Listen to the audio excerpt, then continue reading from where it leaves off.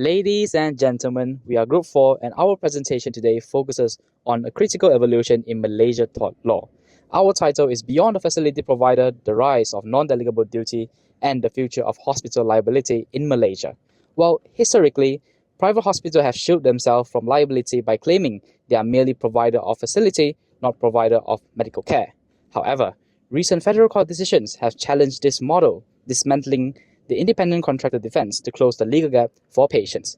Well, presenting with me today are Tay Kai Wen, Chen Jiansheng, Lo Yongxiang, myself, and Muhammad Zamirul. So let's begin by looking at the unique healthcare landscape that creates this conflict. First, to understand the legal liability of hospital, we must first understand the unique ecosystem in which they operate. Generally, Malaysia functions on a dual-tiered structure. On one side, we have public sector funded by the government and dedicated to social welfare. On the other hand, we have private sector, which is driven by commercial viability and market forces. This commercial distinction creates a specific operational reality known as the consultant model. Unlike public sector, where doctors are generally civil servants and thus employees, private hospital operates much like landlord. The hospital acts as a facility provider, offering the buildings, nurses, and equipment. The specialist, however, is merely a tenant, an independent contractor granted admission rights to treat patients. However, this brings us to a core problem. When a layperson walks into a major private hospital, they rely on the institution brand. They operate under a reasonable assumption that the hospital is reasonable for their care.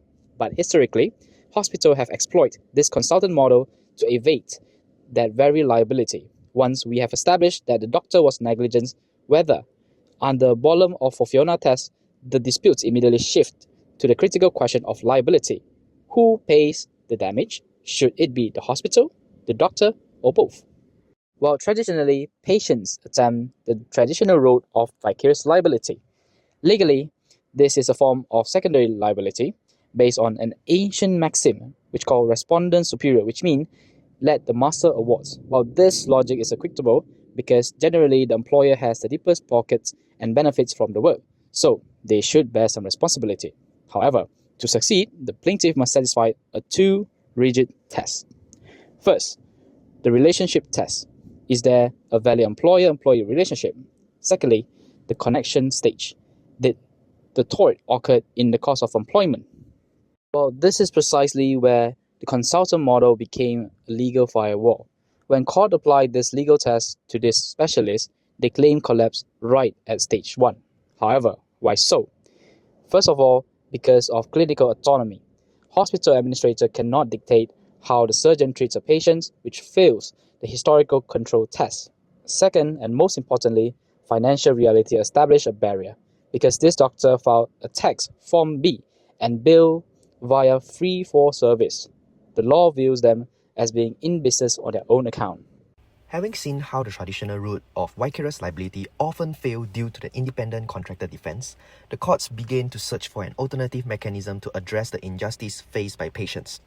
This led to the development of the doctrine of non-delegable duty of care, or we call it as NDD. Unlike vicarious liability, which is secondary and depends on an employer-employee relationship, non-delegable duty is a primary and personal duty owed by the hospital itself. The focus is no longer on who committed the negligent act, but on who bore responsibility to ensure that proper care was provided. The duty is described as non-delegable because it cannot be discharged merely by appointing a competent professional. In Norton, Sandblasting and Harris, Brennan Chief Justice explained that even where an independent contractor is engaged, a negligent failure in performing the duty leaves the duty holder liable, not because of the contractor's negligence, but because the duty itself was not properly discharged. In short, under non-delegable duty, the doctor's employment status becomes legally irrelevant. However, for many years, courts struggled with uncertainty over when such a duty should arise. This uncertainty was resolved by the UK Supreme Court in the case of Woodland and Swimming Teachers Association, where Lord Sumption formulated a structured framework consisting of 5 defining features. First, the claimant must be especially vulnerable or dependent on the defendant's protection. Second, there must be an antecedent relationship placing the claimant in the defendant's care or custody from which an assumption of a positive duty can be inferred. Third, the claimant must lack control over whether the defendant performs the obligation personally or through a third party.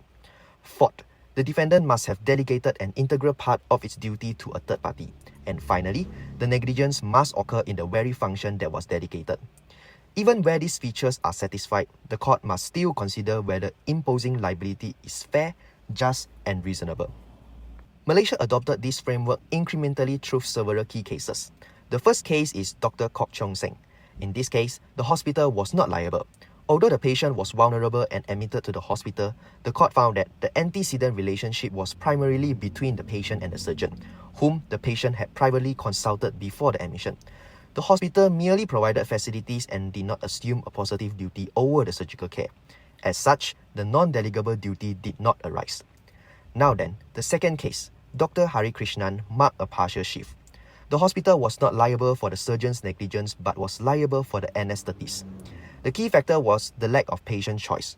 The anesthetist was assigned by the hospital, provided anesthetic services as part of the hospital core function, and the negligence occurred in that dedicated function. This was Malaysia's first successful application of non-delegable duty against a private hospital. The true turning point came with the case of Xiao Qingyi 2024. This case involved emergency treatment. The patient was admitted through the hospital's emergency department, initially treated by its medical officer, and then internally referred to a surgeon and an anesthetist. The negligence occurred entirely within the hospital's premises during emergency care. The federal court went further than before by relying not only on common law but also on the Private Healthcare Facilities and Services Act of 1998 and its regulations. Dato' Mary Lim, Federal Court Judge, held that the statutory framework makes it clear that private hospitals remain responsible for patient care, regardless of how doctors are contractually classified.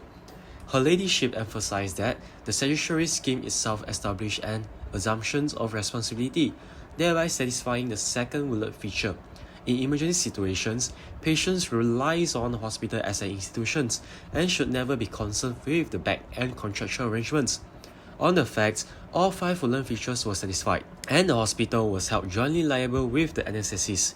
In conclusions, after Xiao Qingyi, the independent contractual defense is no longer determinative in Malaysia, hospitals may now be held liable where care is rendered within hospital premises, where services form part of core and emergency functions, where patients lack meaningful choice of control, and where statutory duties reinforce institutional responsibility.